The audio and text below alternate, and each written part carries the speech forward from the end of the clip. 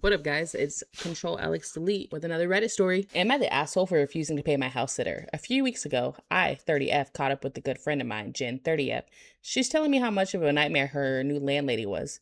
She would enter Jen's room without knocking. She chimed her showers and tried to charge her extra for showers over 5 minutes. The fuck? 5 minutes? What is that, the military? Most recently, she installed cameras in the kitchen and living areas and uses them to watch eavesdrops on the housemates while she's away. Jen says she has a new place lined up but has to wait because the room wasn't ready for another month. My husband and I just happen to have an upcoming week-long trip planned. I told Jen if she wants a break from the nightmare situation, she was welcome to stay at our place while we're away from the week. She gladly accepted. She arrives on the day we leave. I give her a key, tell her the fridge is full of wine, and to help her to anything in the kitchen. I show her how to get onto all of the streaming services, and if she wants to have a friend over, she's welcome to. I trusted her judgment. I told her that we have a good time and left. I get back yesterday. There's a few bottles of wine that's been opened and finished as expected. The kitchen floor was a bit of a mess, but overall everything was fine. I later got a call from Jen asking when I'd be transferring her the money for house sitting. What money? I kind of didn't know what to say and paused awkwardly. I said that I thought we were doing her a favor by giving her time away from her house. She told me that her time wasn't free and expected I'd pay her something like $500 for the week. I ended the call saying I think about the amount we'd pay her. I'm not sure, but this seems like a crazy request. I have no pets to feed, no plants to water. She didn't need to do any housework. I even live 30 minutes closer to her work, so I saved her every day in travel. She isn't stuck in the house, and she was free to come and go as she wanted. Had I not known about the issue with the landlord, I would have just let the house vacant for a week. I texted her this morning mentioning the points above, and I don't think it was reasonable to have to pay her for what was essentially a break for her. She's now furious, saying I was depending on having that money. What money? When did y'all talk about money? Pause. When did she talk about money? Because to me, it sounds like, hey, bro, your landlord sucks. You need a break? Come chill at my house while I'm gone. Sick, cool. But there was no money discussed. There was no money exchanged. There was none of that shit. Where was this talked about? Where was this talked about? Like, who, what, when, where? Right? Like, who, what, when, where? Like, fuck, dude. Let's get in the comments. One, you don't owe this person money. Duh. And then charge $300 charge her $300 for the bottle of wine. Like, what? Like, what the fuck would you pay her weekly rent, dude? That's so weird. That's so weird. Okay, my boyfriend, this comes from relationship advice. My boyfriend, 24M, accidentally pushed me 29F so hard in Walmart that I flew out on my shoes and landed on my back 6 feet away from them, and he genuinely didn't care and wasn't apologetic at all. He genuinely didn't care and he wasn't apologetic at all. We were browsing for some late night What do you mean? You can't accidentally push somebody that hard. I'm so confused. We're going to read this story, but like, you genuinely cannot push someone that hard accidentally. Like, that just is what it is. You can't. We were browsing for some late night snacks to watch and a movie tonight. He made a joke and I had to come back that he didn't know how to respond to. So he looked at me and said, you know what? And just pushes me with both hands on my shoulders, hard as fuck. I flew backwards, so one of my shoes flew off and another half was on. I landed straight on my lower back, but I tried to laugh it off, but his reactions went through me the most. When he checked on me, he was just looking around to see if anyone saw it, because nobody saw it. He didn't care. He just said that he didn't mean to push me that hard. Didn't realize he pushed so much force into it. Never actually apologized, and continued on like it didn't happen. My back is spasming and my neck is super tense.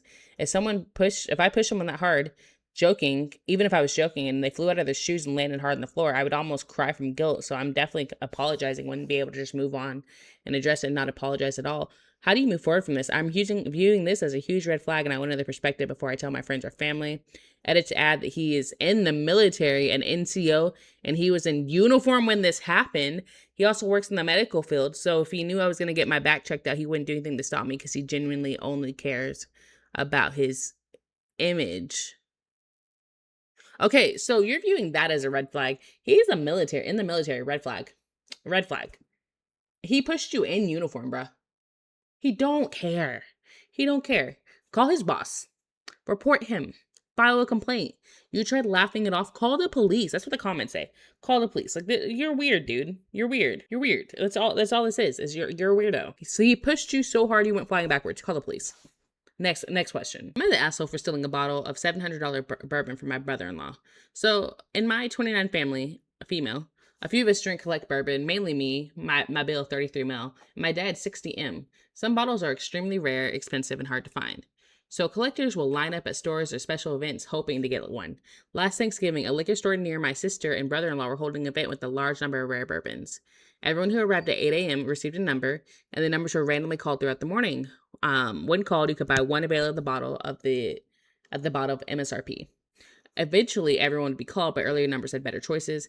My Bill was especially excited because he had a huge bourbon collection, but he'd never been able to find a bottle of Pappy, this kind of holy grail of bourbons all collectors, myself included, would die for. And to find a bottle at this price. I was about 50-50 on going because I also collect bourbon and I would kill for Pappy, but I had not really fully committed because it was Thanksgiving morning and we had a ton going on at home. Last minute, my Bill had to work Thanksgiving morning. He asked my sister, who did not care about bourbon, to go in his place and hopefully get the Pappy.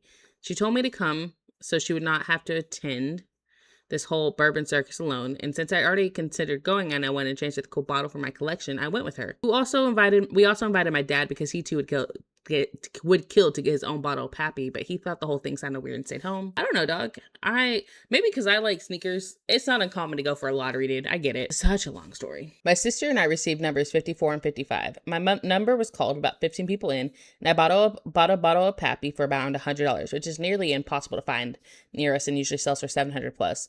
My sister was called much later after the Pappy was gone and settled for a bottle of E.H. Taylor, which is good, but not nearly as rare as expensive. I was thrilled, as this is literally the bottle of a lifetime I never thought I would get. However, when we got home, my Bill said immediately, "That's my bourbon," as he believes I went solely as his stand-in, so the Pappy should belong to him. He says that I stole the bottle, and he would have gotten it if he'd been able to attend. I disagree, because I also drink and I collect bourbon, and I won the bottle for myself. I never agreed to give him anything. I knew my sister was there specifically for him, but I considered myself an independent participant who is also keeping her company. I could understand his argument if my sister had bought my mom, who could not care less about bourbon, and she happened to get the Pappy, but she clearly would have been only a stand-in, but this was not my situation. My Bill still refers to it as his Pappy and brings up Pappygate whenever possible. So Reddit, am I the asshole? I generally did not realize he believed I'd be attending on his behalf. In his mind, I schemed him out of one bottle he's always wanted for years to complete his collection. Okay, so OP's got a little disclaimer down here. The argument is mostly in good fun, and I love my sister and Bill. I would just like to settle it so I can stop hearing about Pappygate, and when I open this bottle, it'll 100% be him. When I open this bottle, it'll 100% be with him present for the first time tasting. Edit. So many replies than I thought was possible. Tons of people saying just to drink the bottle of Bill and bury the hatchet. He doesn't actually drink bourbon. He just collects it. Although he definitely tried if I opened my bottle, but finishing the bottle and having a laugh wouldn't do any good because he would want the unopened bottle for him.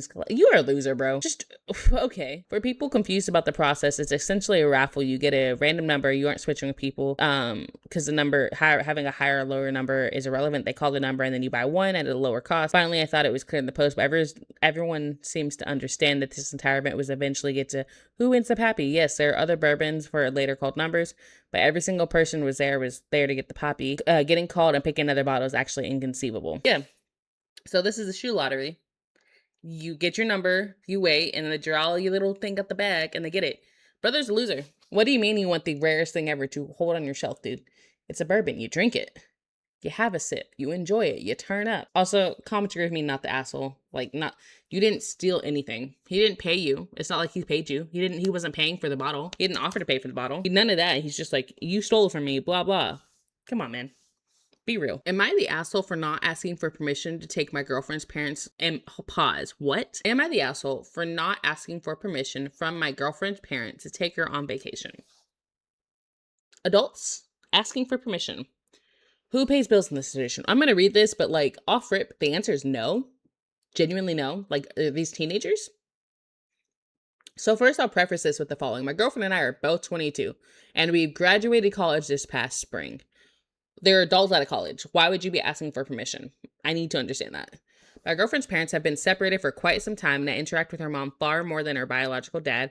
For reasons I won't get into, she doesn't really like her dad either, but she does talk to him frequently and wants to someday heal the relationship. We met in undergrad and decided to celebrate our accomplishments with this vacation. So a few months back, I got a slip in the mail from Royal Caribbean, said because I gambled X amount of dollars on my last cruise that I took with my parents, I qualified for a special rate cruise for myself.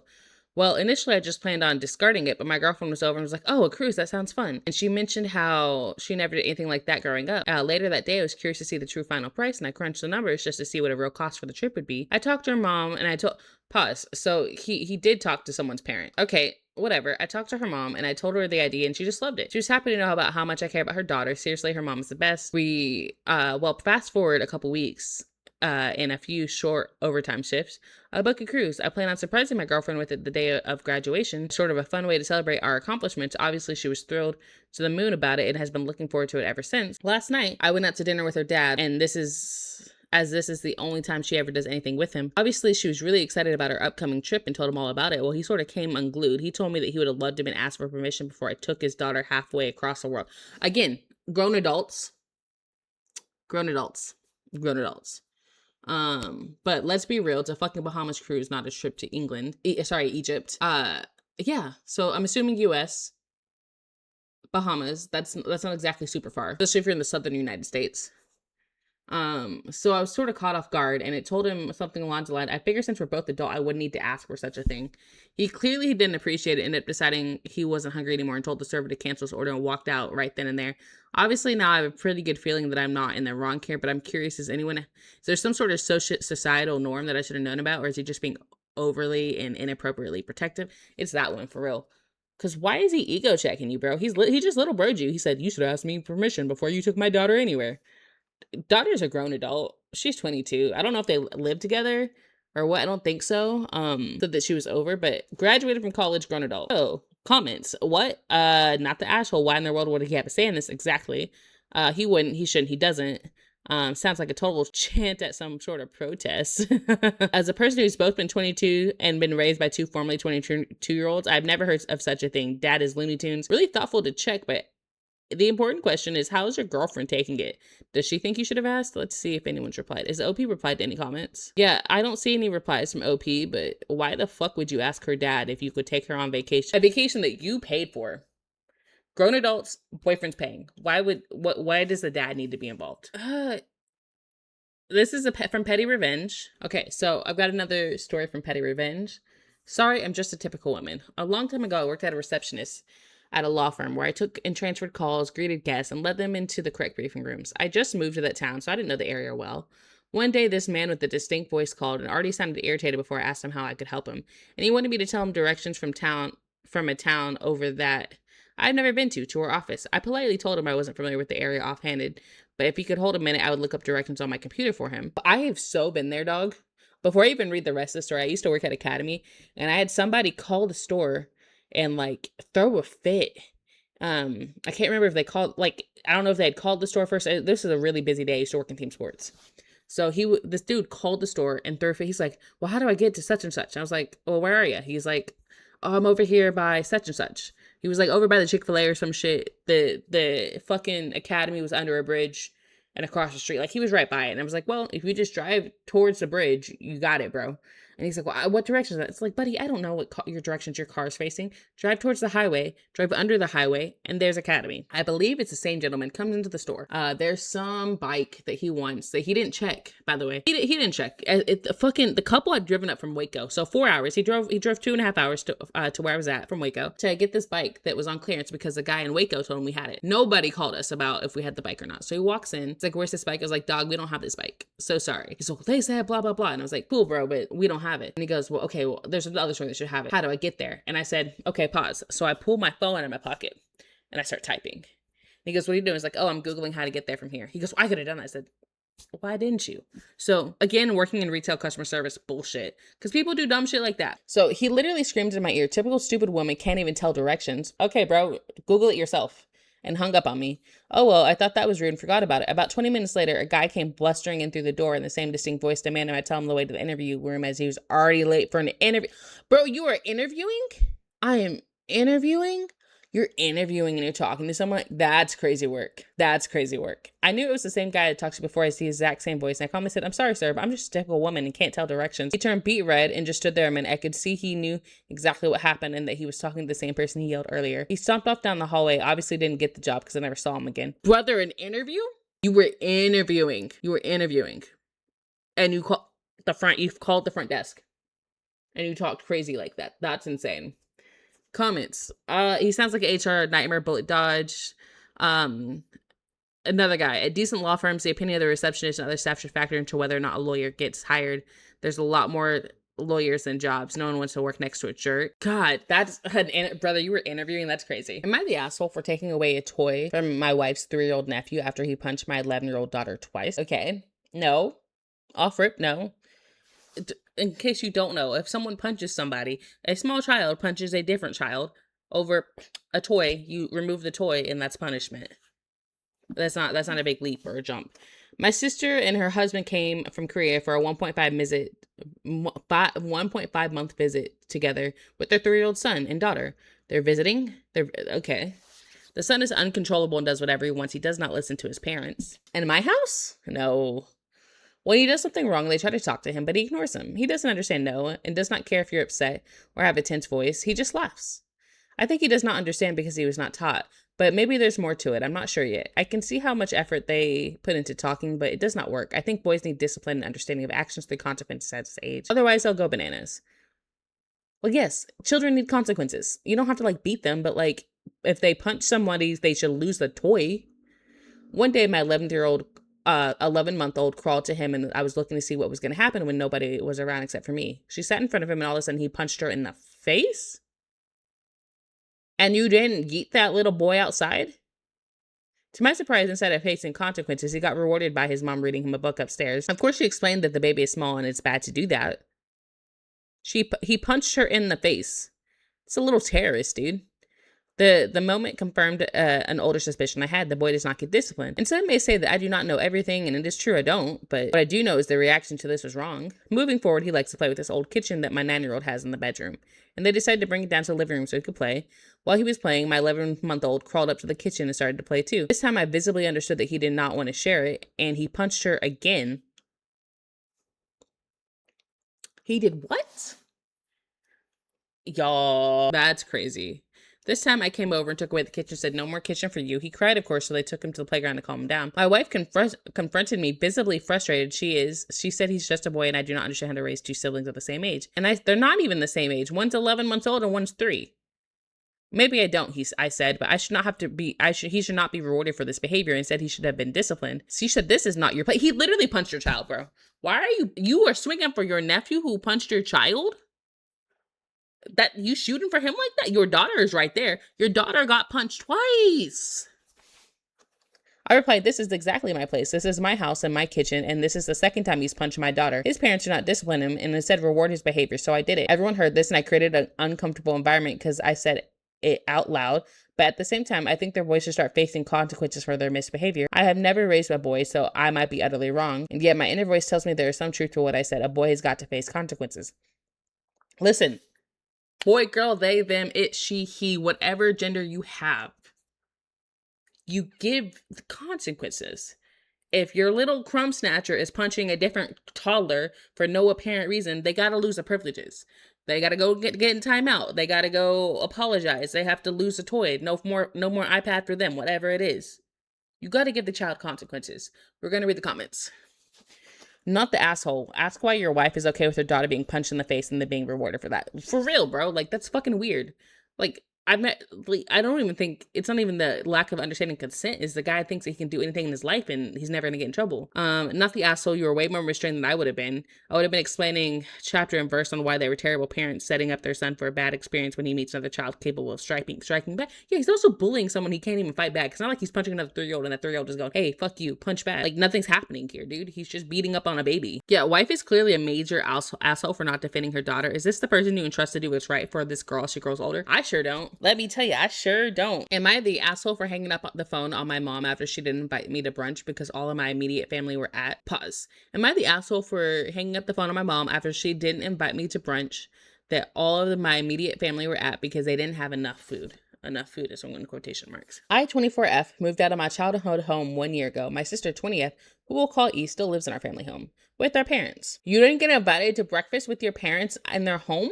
Is that what's happening here? I've been in the same relationship for 7 years and always brought him around to dinners and beach days and birthdays and yard work days. My sister, however, has been dating her boyfriend, and we'll call B, for several months. I haven't met him yet. I've expressed interest in having a double date, or at least meeting the guy face to face. My sister always has something going on where we can't make this happen.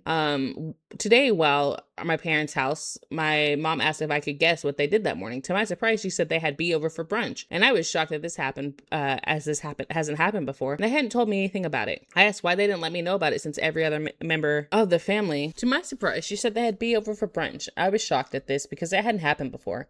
They hadn't told me anything about about it, actually. I asked why I hadn't been let to know since every other member of my family was there. My mom genuinely seemed confused as to why I wasn't excited to hear all about this brunch, and I told her she should have called me. My mom got defensive and said she didn't think I'd want to come, despite me clearly expressing interest previously, and they didn't have enough food in the house to invite myself and my partner over for brunch as well. Okay, you don't live there, so I could see why they might have breakfast without you, but they could have just told you and asked you to bring over some eggs or whatever. I don't know. I don't know. That seems whatever. A ridiculous excuse, as my family are well off and live 3 minutes from a grocery store. Again, you could have brought it on the way there. My sister E even started making excuses about how she thought I might have been sleeping. I work shift work, and I asked, brother, you don't live there. This is the third time I hadn't been included in distinct immediate family gatherings ever since I'm moving out of the house. And every time I bring it up, there's some excuse, and eventually someone will bring up the fact I don't live there. You don't live there. People who live in a house together are going to do things together without you.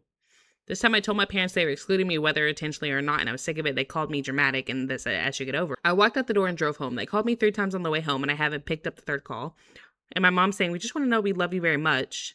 I love her too, but they keep making me feel like I'm not a part of the family. She dismissed my feelings entirely and said it's not about you. I hung up the phone on her. Am I the asshole for hanging up the phone on my mom? Should I forget about it and move on? You don't live there. Sometimes people are going to eat breakfast without you. That's what I got for you. If you want to hang out all together, you guys plan it.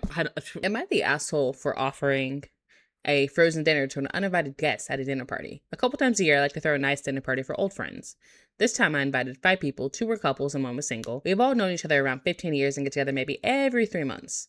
I was making filet mignon and a small lobster tail with 2 sides. I spent over $300 and I didn't buy any extra because they're served 1 per guest and they're expensive. As a surprise to me, the single guest brought along his new girlfriend who I had not met or known about. It was nice. I was nice about it, but upset because I'd only purchased enough meat and lobster tail for the guests who were invited. I talked to the friend who brought the uninvited guests and said I didn't have any extra food, and the filet mignon was cooked to individual doneness.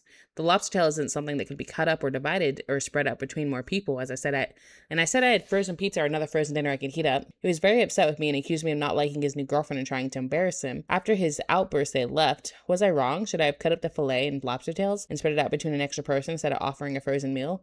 I didn't think of them splitting their plates at the time. I have ADHD and I have some issues with changes in plans and multitasking. Anyways, another friend messaged tonight said the friend that bought the uninvited girlfriend had been arguing with her before the dinner. So this is part of the reason he was upset and quick to leave. So you said, guys, I got you on some filet mignon and some lobster tail. And homeboy said, check me out. I'm so cool, whatever. But didn't tell nobody she was coming. You're not the asshole. The boyfriend / friend is the asshole. She probably could have made it work and like offered some other stuff, but like end of the day, he brought the girlfriend uninvited and didn't tell nobody. So reading some comments, not the asshole, obviously. You're being as gracious as a host can be, and your friend was being selfish and dumb. I bet his new girlfriend was not exactly impressed with the behavior. New girlfriend was super embarrassed, dog. For sure. She was like, you did what?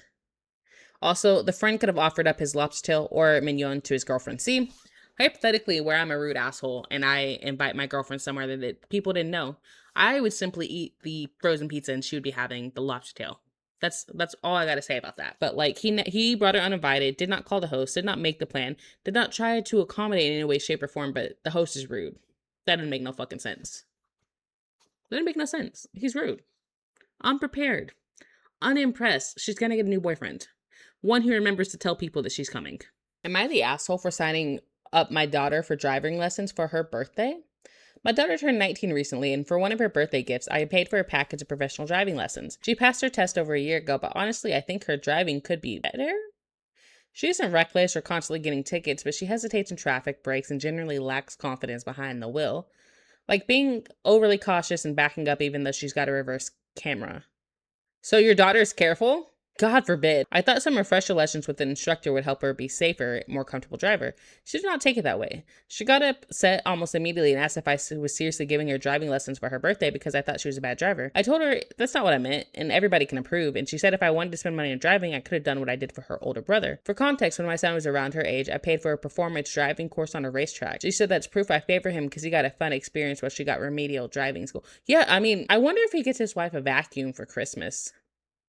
Like, that's kind of how I took that. He said, I don't think those things are comparable. My son had just bought a Mustang, and shortly after getting it, decided to try it in a burnout during an empty parking lot. He lost control and ended up with a minor fender bender. So you rewarded his bad behavior? Your son wrecked his brand new Mustang and you rewarded him with performance course driving lessons. Okay.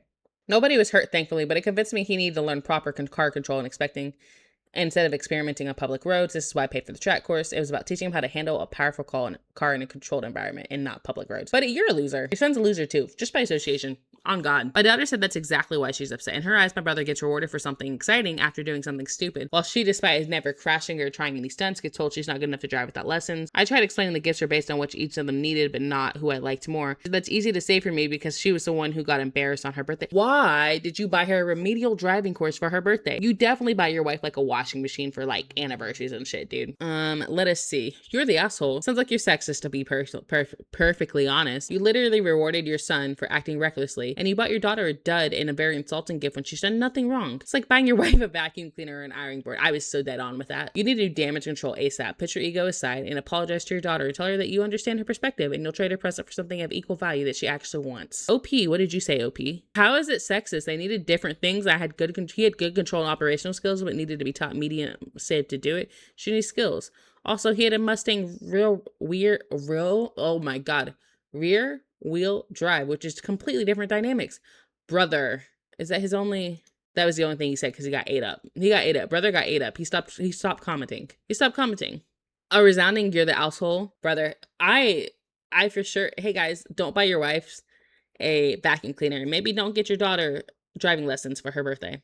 Thoughts on that? Maybe don't do those things. That sounds like something you should not do.